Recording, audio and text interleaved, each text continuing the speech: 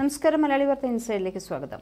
ലോകം ഇപ്പോഴും യുദ്ധമുനയിൽ തന്നെയാണ്. റഷ്യ, യുക്രൈൻ, ഇസ്രയേൽ, ഹമാസ് പോരാട്ടങ്ങൾക്ക് അറുതിയൊന്നും വന്നിട്ടില്ല എന്ന് മാത്രമല്ല, എല്ലാ ചേരികളിലും നിന്ന് ആക്രമണങ്ങൾക്ക് സഹായം നൽകാൻ തയ്യാറായി നിൽക്കുകയാണ് ലോകരാജ്യങ്ങൾ. ഇറാനും ലബനനും ഹമാസിനെ പിന്തുണയ്ക്കുമ്പോൾ അമേരിക്ക ഇസ്രയേലിന്റെ പക്ഷം പിടിക്കുന്നുണ്ട്. യുക്രൈനിലെ റഷ്യൻ കടന്നുകയറ്റത്തിന് ഇപ്പോൾ പിന്തുണയുമായി വന്നിട്ടുള്ളത് ഉത്തര കൊറിയയാണ്. പാലസ്തീനിലെ ഗാസ മുനമ്പിൽ ഇസ്രയേൽ തുടർച്ചയായി നടത്തിയ ബോംബാക്രമണത്തെ റഷ്യൻ പ്രസിഡന്റ് വ്ളാഡിമിർ പുടിൻ അപലപിക്കുമ്പോൾ തന്നെ യുക്രൈനിൽ ആക്രമണം ശക്തമാക്കുമെന്നും പുടിൻ പറഞ്ഞിരുന്നു. ഇപ്പോഴും റഷ്യ യുക്രൈൻ യുദ്ധം തുടരുന്നുമുണ്ട്. തെക്കൻ റഷ്യയിലുള്ള റോസ്തോവിലെ അസോ പട്ടണത്തിന് സമീപമുള്ള എണ്ണ സംഭരണ ടാങ്കുകൾ ഡ്രോൺ ആക്രമണത്തിൽ പൊട്ടിത്തെറിച്ചതായി യുക്രൈനിയൻ പ്രതിരോധ സേന അറിയിച്ചിട്ടുണ്ട്.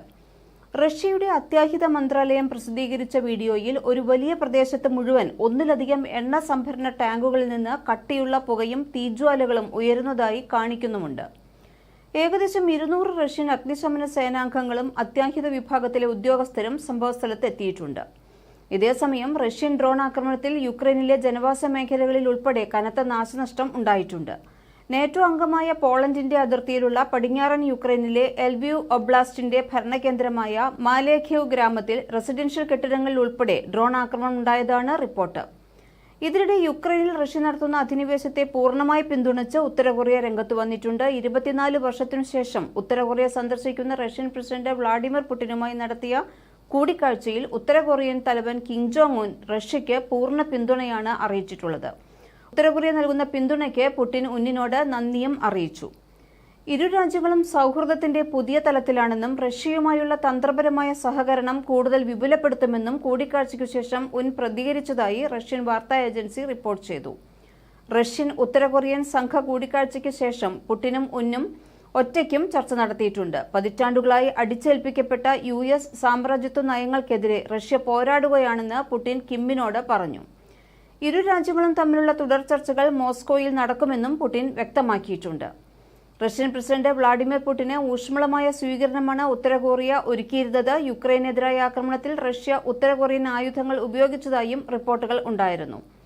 നിരവധി കണ്ടെയ്നർ ആയുധങ്ങളും സൈനികോപകരണങ്ങളും ഉത്തര കൊറിയ റഷ്യയ്ക്ക് അയച്ചിട്ടുണ്ട് എന്നാണ് ദക്ഷിണ കൊറിയൻ പ്രതിരോധ മന്ത്രി ഷിൻ വോൺ-സിക് വെളിപ്പെടുത്തിയത്. ഇതിനു പകരമായി റഷ്യ ഭക്ഷണവും സാമ്പത്തിക സഹായവും ഉത്തര കൊറിയയ്ക്ക് നൽകുന്നുണ്ട് എന്നും വിവിധ വാർത്താ ഏജൻസികൾ റിപ്പോർട്ട് ചെയ്തിരുന്നു.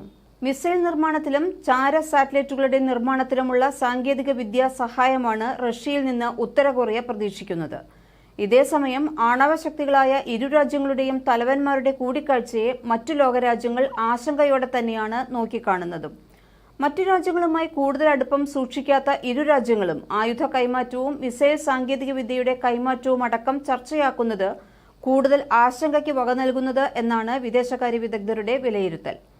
റഷ്യൻ പ്രതിരോധ മന്ത്രി ആൻഡ്രി ബെലോസോവിനും വിദേശകാര്യമന്ത്രി സെർജി ലാവ്റോവിനും ഉപപ്രധാനമന്ത്രി അലക്സാണ്ടർ നോവാക്കിനുമൊപ്പമാണ് പുടിൻ ഉത്തര കൊറിയ സന്ദർശിക്കുന്നത്. കോവിഡിനു ശേഷം ഉത്തര കൊറിയ സന്ദർശിക്കുന്ന ആദ്യ ലോക നേതാവ് കൂടിയാണ് Putin. 2023 Kim Jong Un Russia സന്ദർശിച്ചിരുന്നു. ഇതിനൊപ്പം തന്നെയാണ് ഹമാസ് ഇസ്രയേൽ സംഘർഷവും കനക്കുന്നത്. കുറച്ചു മുമ്പ് ഗാസയിലെ അൽമവാസി മാനുഷിക മേഖലയിലെ ടെന്റുകളിൽ ഇസ്രയേൽ സൈന്യം ബോംബ് എറിഞ്ഞതിനെ തുടർന്ന് 7 പേർ കൊല്ലപ്പെടുകയും തീപിടുത്തമുണ്ടാകുകയും ചെയ്തിട്ടുണ്ട്. ഗാസയിലെ തങ്ങളുടെ പ്രവർത്തനങ്ങൾ ഹമാസിനെ നശിപ്പിക്കാനും ബന്ദികളെ മോചിപ്പിക്കാനും ഉദ്ദേശിച്ചിട്ടുള്ളതാണ് എന്ന് ഇസ്രയേൽ ഉദ്യോഗസ്ഥർ ആവർത്തിച്ച് പ്രസ്താവിച്ചിട്ടുണ്ട്. എങ്കിലും ആയിരക്കണക്കിന് ആളുകളുടെ ജീവൻ പണയപ്പെടുത്തി നടത്തുന്ന ആക്രമണത്തിൽ പരിക്കുപറ്റുന്നത് ഏറിയ പങ്കും സിവിലിയന്മാർക്ക് മാത്രമാണ്. പടിഞ്ഞാറൻ ഗലീലിയിൽ ലെബനിൽ നിന്ന് കുറഞ്ഞത് 10 റോക്കറ്റുകളെങ്കിലും വിക്ഷേപിച്ചതായി IDF അറിയിച്ചു. റോക്കറ്റുകളെല്ലാം പടിഞ്ഞാറൻ ഗലീലിയയിലെ തുറസായ പ്രദേശങ്ങളിൽ പതിച്ചതിനാൽ പരിക്കുകളൊന്നും ഉണ്ടായിട്ടില്ല എന്ന് സൈന്യം വ്യക്തമാക്കി.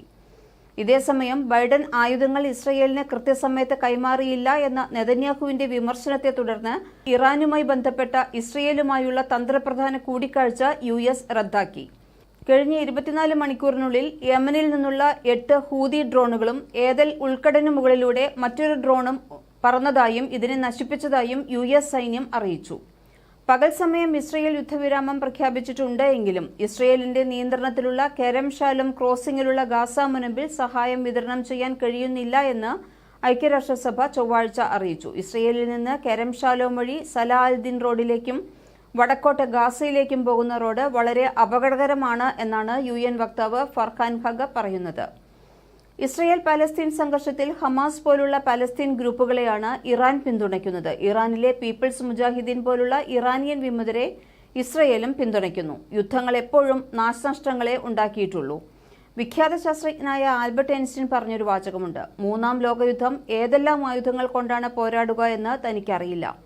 പക്ഷേ 4-ാം ലോകയുദ്ധം ഉണ്ടാകുകയാണെങ്കിൽ അത് തീർച്ചയായും കല്ലും കട്ടകളും കമ്പുകളും ഉപയോഗിച്ചാണ് പോരാടുക എന്ന് തനിക്ക് ഉറപ്പുണ്ട് എന്നാണ് ഐൻസ്റ്റീൻ പറഞ്ഞത്. സർവം ചുട്ടുചാമ്പലാക്കുന്ന യുദ്ധത്തിന്റെ നശീകരണ ശക്തി മനസ്സിലാക്കിയാണ് ഐൻസ്റ്റീൻ ഇങ്ങനെ അഭിപ്രായപ്പെട്ടത്. ലോകം ഇപ്പോഴും ഭയപ്പെടുന്നതും ഇങ്ങനെയൊരു നശീകരണ ശക്തിയെ തന്നെയാണ്. മലയാളി വാർത്ത ഇൻസൈഡ്.